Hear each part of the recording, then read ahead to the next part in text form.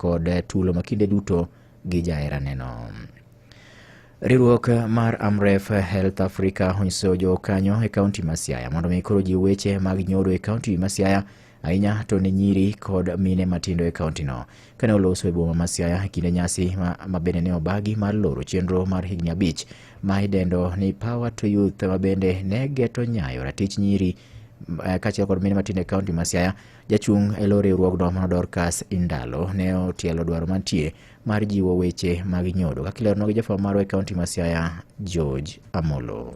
Kano wuoyo e kinde nyasi mano bagi mar loro ayanga chenro mar higni 5 midendo ni Power to Youth mane geto nyayo weche mag rito ratich nyiri to kod mine matindo e kaunti ma Siaya, Mikael Dorcas Indalo mar riwruok mar Amref Health Africa noero notielo dwaro manitie mondo mi weche ahinya to mag nyodo omed jiwo. For me, I'm happy today in terms of closing the project because it has made a major impact in this community. We have seen improved budgets for youth-related interventions in terms of sexual reproductive health. We've worked with the county assemblies to work on policies and also legislations. Now, as the project is coming to a close, the youths are able to read the budgets, they are able to come up with their petitions, they are able to present their petitions, they are able to do social audits for the development projects that are on the ground, and they are able to work with their policy makers. Kabendo kwayo piny owacho mar kaunti ma Siaya mondo ne ni ogero kuonde ma inyalo resie nyiri to kod mine matindo go eko kuom ranyisi ka oroch ratichgi. The safe spaces are still an issue in Siaya County, and we are requesting the county governments to look into it because once we have rescued the girls from the community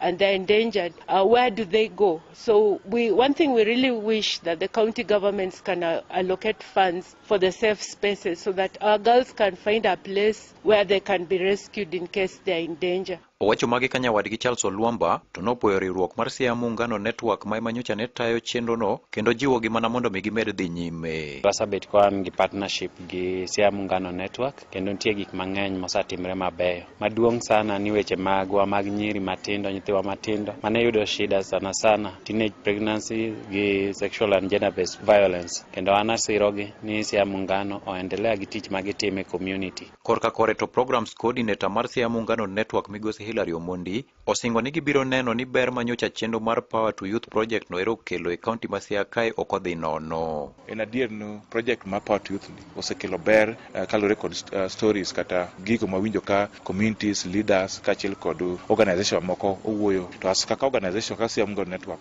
gima neno madwaro timo en mondo wajiw tudruok marwa kod sirikal mondo strategies mosebet kwa tiyogo mondo gibende gikaw mondo gikete plans mamagi.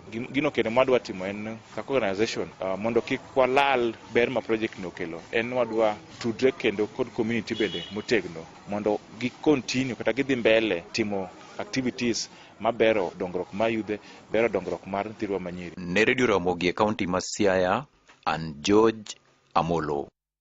Winjo weche matut e kor gwenge gi Vincent Otieno.